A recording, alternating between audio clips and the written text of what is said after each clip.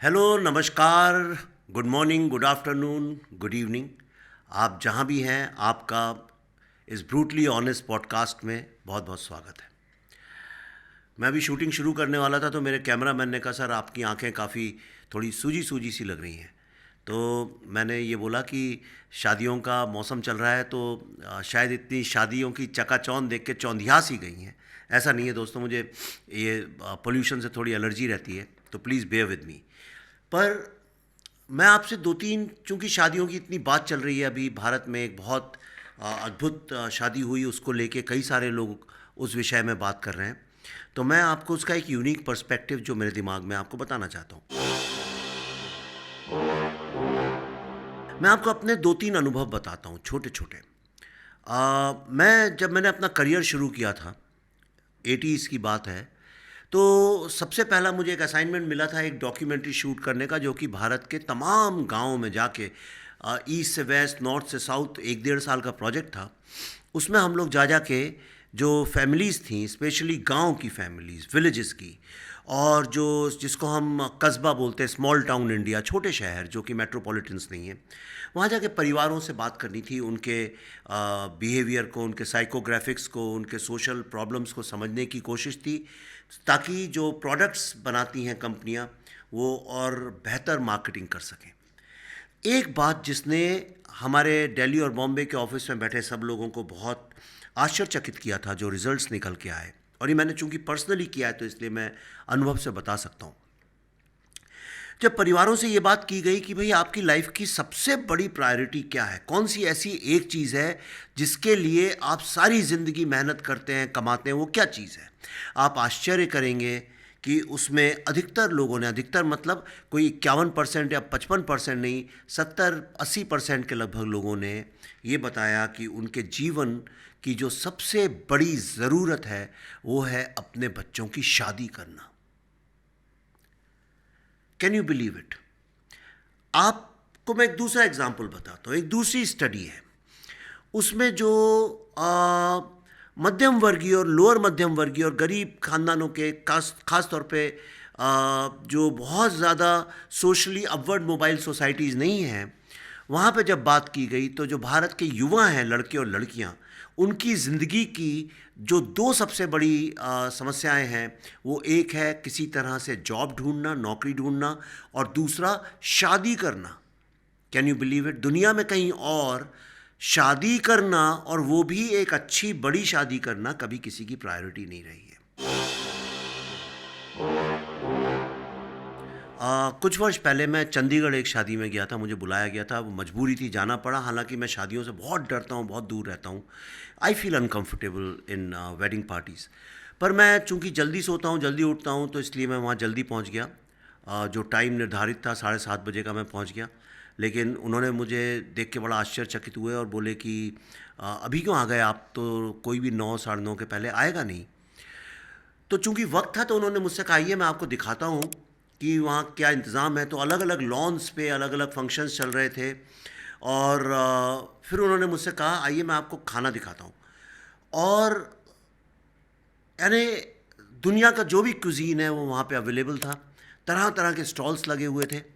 उन्होंने मुझे बताया कि यहाँ पे, और बड़े गर्व से बताया उन्होंने, एक अचीवमेंट की तरह, कि इस शादी में 1018 या 1020 आइटम्स थे खाने के। तो मैंने उनसे पूछा कि भाई ऐसा क्यों, यानी इतना तो कोई खा भी नहीं सकता और सब वेस्ट हो जाएगा। कई सारी तो ऐसी डिशेज़ हैं जिसके लोग नाम भी नहीं बोल सकते हैं, तो इतना क्यों, यानी ये कम में भी काम चल सकता था। तो उन्होंने बोला, नहीं साहब, यहाँ पे शादियाँ ऐसी होती हैं।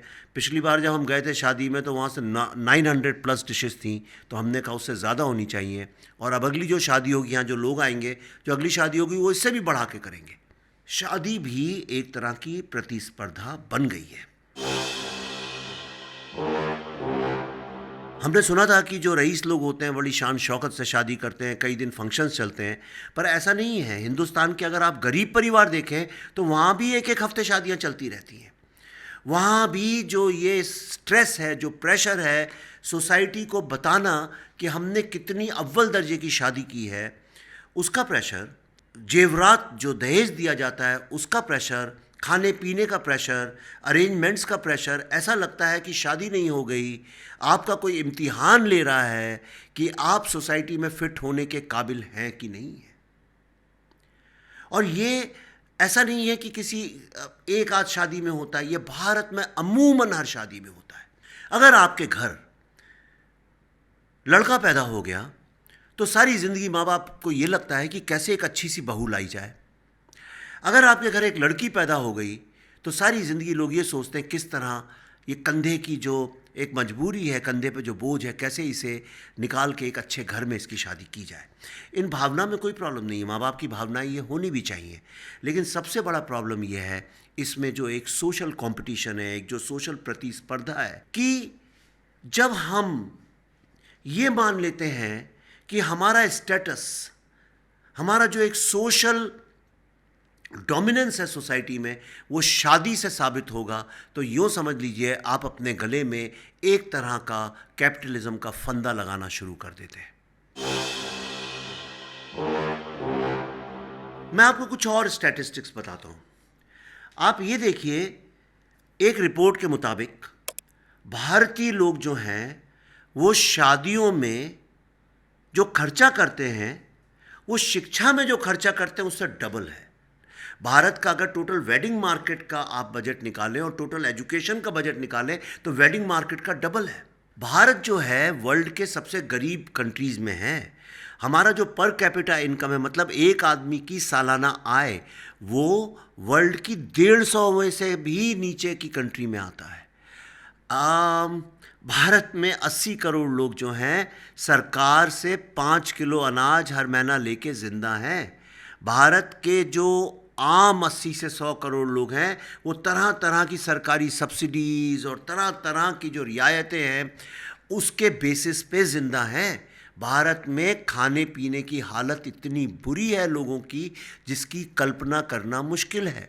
भारत एक मात्र उन देशों में से है जहां अभी भी सन 2024 में एक कुत्ते का बच्चा, एक चूहे का बच्चा, एक सूअर का बच्चा और एक इंसान का बच्चा एक ही कचड़े की पेटी में से अपने लिए खाना बीनते हुए नजर आ जाएंगे। उस देश में वेडिंग मार्केट जो है वो सेकंड बिगेस्ट मार्केट है फूड एंड बेवरेजेस के बाद। आप कल्पना कर सकते हैं। अब आप ये देखिए कि भारत में जो एक एवरेज शादी है उसका खर्चा लगभग 12 से 15 लाख रुपए के बीच में है। 12 से 15 लाख रुपए। भारत की मिडिल क्लास फैमिलीज बर्बाद हो जाती हैं बेटे और बेटियों की शादी करने के चक्कर में। आज जितना उधार आप देखेंगे ग्रामीण व्यवस्था में ख़ास तौर पे, और जो मिडिल क्लास इंडियन फैमिलीज़ हैं उनके ऊपर जो उधार है वो 70% से भी ज़्यादा शादी के कारण है।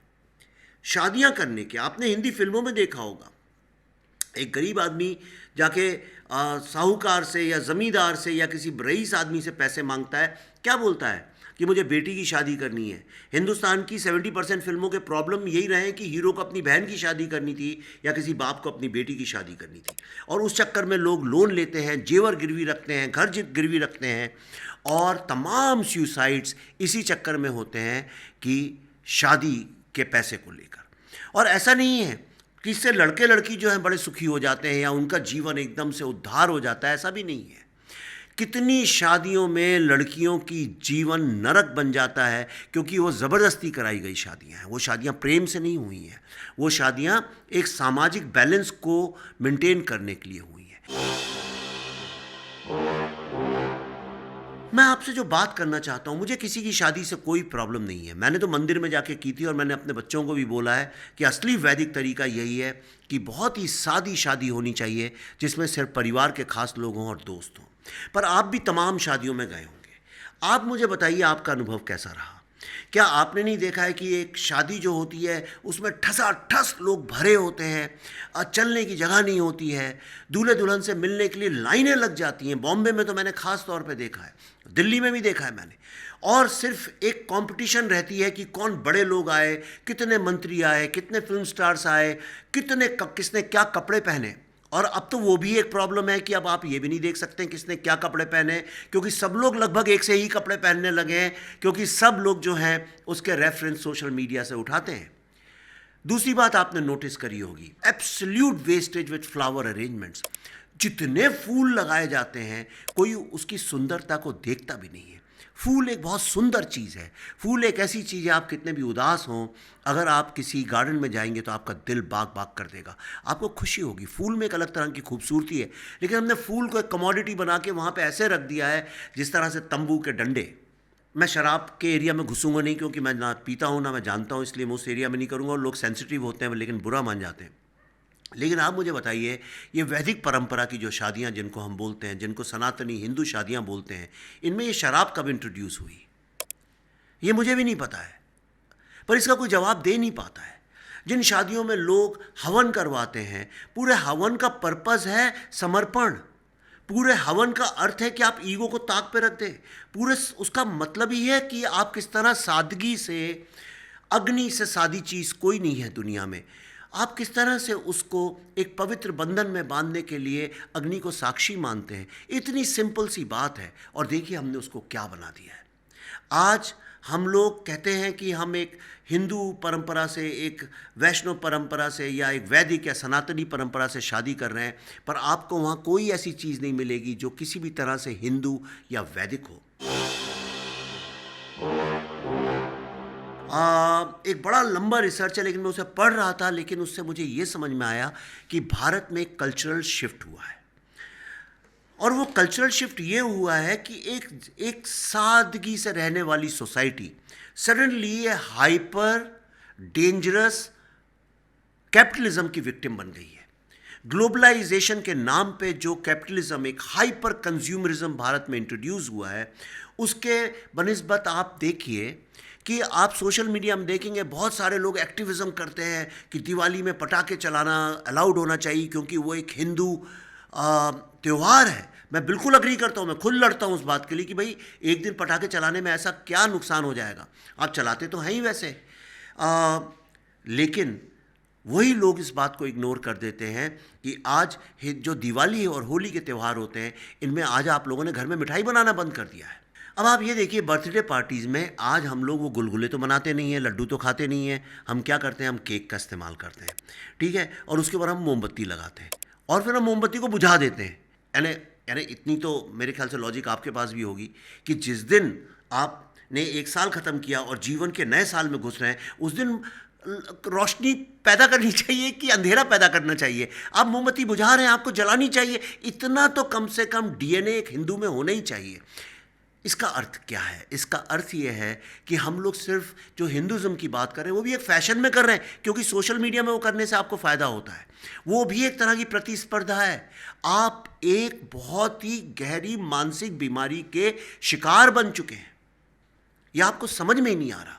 तो मैंने आपको बताया कि शादियों में जो ये फूलों का जो वेस्टेज है, जो खाने का जो वेस्टेज है, ये तो कहीं से ना तो हिंदू है, ना वैदिक है, ना सनातनी है, ना भारतीय है। भारत के जितने महान लोग जिनकी आज आप तारीफ करते हैं, जिनके नाम लेते हैं, ऋषियों के, मुनियों के, संतों के, स्वामी विवेकानंद के, गांधी के, जिसका भी आप नाम लेते हैं, ये सब लोग सादगी के प्रतीक रहे हैं। हमारे ईश्वर भी, हमारे भगवान भी सादगी का प्रतीक रहे हैं। आप राम, भगवान श्री राम जिसकी इतनी बात करते हैं, उनकी क्यों इतनी पूजा होती है क्योंकि उन्होंने सांसारिक सुख और भौतिक चीज़ों का त्याग किया, एक लंबे वक्त तक तपस्या की। आज जो हम पांडवों की बात करते हैं, उन्होंने भी जंगल में रह के एक तपस्या की। शिव हो, कोई भी, आप किसी का भी नाम लेंगे इस देश में, चाहे वो संत, स्वामी, मुनि के अलावा कोई प्रसिद्ध व्यक्ति भी होगा, वही आदमी को पूजा जाता है जो सादगी, त्याग, इन चीज़ों पे विश्वास करता है। क्योंकि पूरा जो हिंदुइज्म है, उसका जो फंडामेंटल कॉन्सेप्ट है, जिस चीज़ पे वो टिका हुआ है, वो क्या है? वो भौतिकता का त्याग करना, और जो आपकी हायर कॉन्शियसनेस है, जिसको हम डिवाइन बोलते हैं, उसको जानना। जो इग्नोरेंस से नॉलेज तक का जो रास्ता है, वो पूरा रास्ता इसी बात का। वो नॉलेज है क्या? वो नॉलेज यही तो है कि ये जो दुनिया आपको भौतिक दुनिया दिख रही है, ये माया है, और इसी माया का त्याग करके जब आप अपने सूक्ष्म, अपनी अंतरात्मा से बात करते हैं, तब आपको समझ में आता है ईश्वर का असली रूप, जो कि आप स्वयं हैं। मैं तो कहता हूँ शादी तो सारी जिंदगी चलनी चाहिए। इसमें एक क्या, इसमें तो साल में 365 त्यौहार होने चाहिए। लेकिन हमको ये समझ में ही नहीं आ रहा है कि ये कैपिटलिस्ट फोर्सेस हैं जो आपसे एजुकेशन से ज़्यादा शादियों में खर्चा करवा रही हैं। ये कैपिटलिज्म है जो लोगों को फांसी पे चढ़वा रही है, जिनके जीवन बर्बाद कर रही है। ये शादी का मार्केट इतना डेडली मार्केट बन चुका है, इतना बड़ा बिजनेस है, आप कल्पना नहीं कर सकते हैं इसकी। एक मैंने तो आपको फिगर बताया था, 12.5 लाख रुपए लोग एवरेज शादी में खर्च करते हैं, लेकिन वो 140 करोड़ लोगों का एवरेज बजट है। जो मिडिल क्लास फैमिलीज़ आज जितनी डेस्टिनेशन वेडिंग के नाम पे जो होती हैं, मेरे बड़े अच्छे मित्र हैं जो कि एक बहुत बड़ी वेडिंग इवेंट कंपनी चलाते हैं, उन्होंने मुझे बताया कि एवरेज मिडिल क्लास शादी आज की तारीख में 10 से 20 करोड़ रुपए की होती है। Can you believe it? और सोशल मीडिया के कारण एक और बहुत बड़ी आफत खड़ी हो गई है कि भाई उसके वीडियोस बनते हैं, उसकी फ़ोटोज़ बनती हैं, फिर सोशल मीडिया में खर्चा किया जाता है। आपको क्या लगता है जितनी तस्वीरें और वीडियो आप देख रहे थे ये अपने आप चल रही हैं, इसलिए चल रही हैं कि मीडिया वालों को एक बड़ा अच्छा लगा, ये न्यूज़ है क्या? नहीं, ये सब पैसे दे के करवाया जाता है। आप तक जो ये खबर पहुँच रही है, वीडियोज़, ये पूरा एक मार्केटिंग कैंपेन है जिसमें बहुत 100, 200, 300, 500 करोड़ रुपए खर्च किए जाते हैं। हमारे यहाँ ऐसा माना गया कि चूंकि दरिद्रता, हमने दरिद्रता को कभी भी, मतलब गरीबी, भुखमरी, इसको हमने नीची नज़र से नहीं देखा, हमने इसको सामाजिक इम्बैलेंस के साथ देखा है। इसलिए हमने दरिद्रों की हमेशा इज्जत की है। और जो धनी लोग थे, जो व्यापारी धनी लोग थे, वो लोगों को भी, आप देखिए इंडिया में जितने मारवाड़ी हुए हैं, पुराने खास तौर पे बड़े बिजनेसमैन हुए हैं, वो बहुत सादा जीवन जीते हैं, बहुत सादा। मैं तो कईयों के घर गया हूँ, यकीन नहीं आता कि इनके पास इतनी दौलत होगी। तो दरिद्रता जो है, गरीबी जो है, उनको वो आहत ना हो, उनको बुरा ना लगे। हमारे यहाँ देखिए कबीर ने भी बोला है, साधु इतना दीजिए जामे कुटुम समाए, मैं भी भूखा ना रहूं, साधु ना भूखा जाए। मतलब इतना ही पैसा दो जिसमें मैं भी भूखा नहीं रहूं और मेरे घर पे अगर कोई मेहमान आ जाए तो वो भी भूखा ना जाए। हमारे यहाँ ये भी बोला गया है कि जितनी चादर है उतने ही पाँव पसारने चाहिए। ऐसी हमारे तमामों हज़ारों आपको मुहावरे, कविताएं, शेर मिल जाएंगे जिसमें एक सादगी भरा जीवन, जिसमें हमारे पास सिर्फ इतना हो जितनी हमें आवश्यकता है। इंसान का पर्पस क्या है जीवन में? इंसान का पर्पस है लोअर कॉन्शियसनेस से हायर कॉन्शियसनेस, मतलब इग्नोरेंस से नॉलेज। और नॉलेज क्या है, वहाँ तक पहुँचने का रास्ता क्या है? वो है त्याग। इन किसका त्याग? त्याग का मतलब ये नहीं कि आपने कपड़े उठा के फेंक दिया और आप चल पड़े। मतलब सबसे पहले अपनी डिज़ायर्स का त्याग, ये जो लालच की भावना है इसका त्याग, प्रतिस्पर्धा, दूसरे से कंपटीशन हर समय कि मैं उससे सुंदर ज़्यादा दिखता हूँ, मेरे पास पैसे ज़्यादा अच्छे हैं, मेरे बच्चे अच्छे हैं, ये प्रतिस्पर्धा का त्याग। और पैसे का त्याग, ईगो का त्याग, भौतिकता का त्याग। जब आप इन सब चीज़ों का त्याग करते हैं, जैसे मीराबाई जब वो कृष्ण के भक्ति में जब वो डूबी, सब कुछ उन्हें त्याग कर दिया, कुछ भी नहीं रखा अपने पास। तो वो त्याग, और ये सिर्फ हिंदू फिलॉसफी कहती हो या हिंदू धर्म कहता हो ऐसा भी नहीं है, ये साइंस भी कहती है। जो साइकोलॉजी है उसमें money, power, growth, greed, winning, ego, इन चीज़ों को न्यूरोटिक ड्राइवर्स बताया गया है। और कैपिटलिज्म वाले इन न्यूरोटिक ड्राइवर्स को पहचानते हैं। मैंने खुद मार्केटिंग में जीवन बिताया है, इसलिए वो हर चीज़, हर समय, 24 घंटे, आप देखिए, आपको जब कुछ बेचते हैं तो यही तो कहते हैं ये पहनोगे तो ज़्यादा बेटर दिखोगे, ये खाओगे तो तुम ज़्यादा हेल्दी हो जाओगे, वो करोगे तो वैसा हो जाएगा।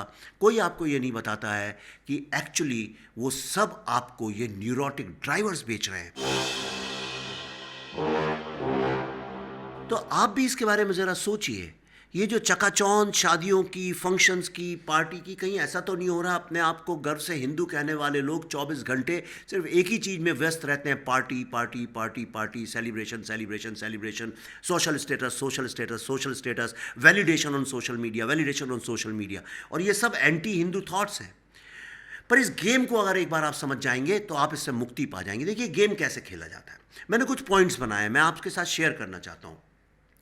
सबसे पहले तो एक लाइफस्टाइल इंडस्ट्री, एक स्टेटस इंडस्ट्री क्रिएट की जाती है, जिसमें कि एक हायरार्की और एक पावर गेम है, जिसमें आपको ये बताया जाता है कि तुम देखो, हर समय आप कुछ भी कर लें, आप अरबों अरबों खरबों रुपए भी अगर कमा लें, आपको हर समय ये इंडस्ट्री ये बताएगी, सोशल स्टेटस इंडस्ट्री, कि आप किसी से कम हैं, और आपके अंदर ये डिज़ायर हर समय क्रिएट की जाएगी कि आप वहाँ तक पहुँचें।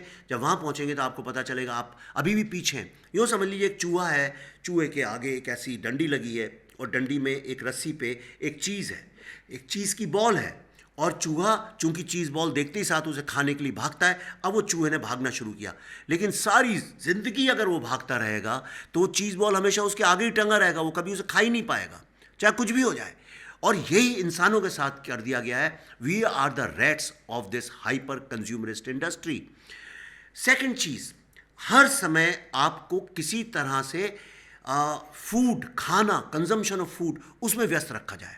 और वो कैसे होगा?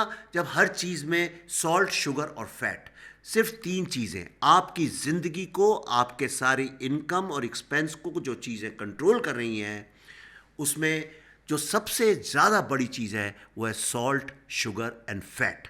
आप कोई भी पैकेज प्रोडक्ट उठा के देख लीजिए, आपको समझ में आएगा कि आप स्लो पॉइजन खा खा के अपनी ज़िंदगी, अपनी हेल्थ को बर्बाद कर रहे हैं। तीसरा, सेक्स। हर समय आपको एक चकाचौंध, जो कि सेक्सुअल बाय नेचर है, जो वासना क्रिएट करती है, एक लस्ट क्रिएट करती है, वो दिखाया जाएगा। आपको जो एडवर्टाइजिंग है उसमें भी कभी ऑर्डिनरी लोग नहीं मिलेंगे, आपको हमेशा सेक्सी लड़के, सेक्सी लड़कियां दिखेंगी, चाहे वो फिल्म हो, चाहे म्यूज़िक हो, चाहे एंटरटेनमेंट हो। आपने जो शादी की भी जो फ़ोटो देखी होंगी, उसमें भी आप ईमानदारी से अपनी अंतरात्मा में हाथ रख कर पूछिए, what is being sold? Ostentation which is sexy, and the glamour which is sexy. यानी ये ऑस्टेंटेशन, ग्लैमर, ये सब चीज़ें चकाचौंध जो हैं, ये सारी अल्टीमेटली कौन सा इमोशन है जिसको ट्रिगर करती हैं? वो है सेक्सुअल इम्पल्सेस। तो आपकी सेक्सुअल इम्पल्सेस, आपकी फूड इम्पल्सेस, और आपकी साइकोलॉजिकल जो कि सोशल स्टेटस है, उसके बारे में हमेशा रहती है। और हिंदू फिलॉसफी के हिसाब से इन सब चीज़ों को लो ऑर्बिट बातें माना गया है। लो ऑर्बिट, हायर ऑर्बिट में जाके आप सदाचित आनंद, मतलब आप ट्रूथ, ब्यूटी एंड जॉय, इन 3 चीज़ों की तलाश कर रहे हैं। और ये जितनी भी चीज़ें हैं, इनमें से कोई भी आपको ये 3 चीज़ें नहीं दे सकती है। वो रास्ता कठिन है, सादगी का रास्ता बहुत कठिन है। इसीलिए मैं हमेशा कहता हूँ कि अगर आप असली हिंदू हैं तो आपका सबसे पहला प्रिंसिपल होना चाहिए सादा जीवन, उच्च विचार। वसुधैव कुटुंबकम बोलने का हक आपको तब मिलता है जब आप सादा जीवन, उच्च विचार पर विश्वास करते हैं। क्योंकि आप ऐसा कुटुंब क्यों चाहेंगे जिसमें हर आदमी हर दूसरे को ये मटीरियलिस्टिक प्रतिस्पर्धा में हराना चाहता है? उस कुटुंब की बात मेरे ख्याल से नहीं की गई है। जब वसुधैव कुटुंबकम का प्रिंसिपल बना होगा, वो हमेशा ऐसा रहा होगा जहाँ लोग सादा जीवन बिताते हों, एक दूसरे पे विश्वास करते हों, एक दूसरे पे प्रेम करते हों, और हर व्यक्ति एक ही दिशा में जाना चाहता हो, which is ignorance to knowledge, which is materialism to त्याग, भौतिकता से त्याग। तो मैंने आपको अपने विचार बताए। मैं किसी के अगेंस्ट नहीं हूँ, सबकी अपनी ज़िंदगी है, लेकिन मुझे ऐसा लगता है कि मैं बहुत गर्व करता हूँ हिंदुज़म के ऊपर, और उसकी जो फ़िलॉसफ़ी है, मैं 24 घंटे वो पढ़ता भी हूँ, बोलता भी हूँ, लिखता भी हूँ, क्योंकि इट्स माई पैशन। तो जिस तरह से फूड ब्लॉगर्स अपने पैशन से बात करते हैं, ट्रैवल ब्लॉगर्स अपने पैशन से बात करते हैं, मैं अपने पैशन से बात कर रहा हूँ।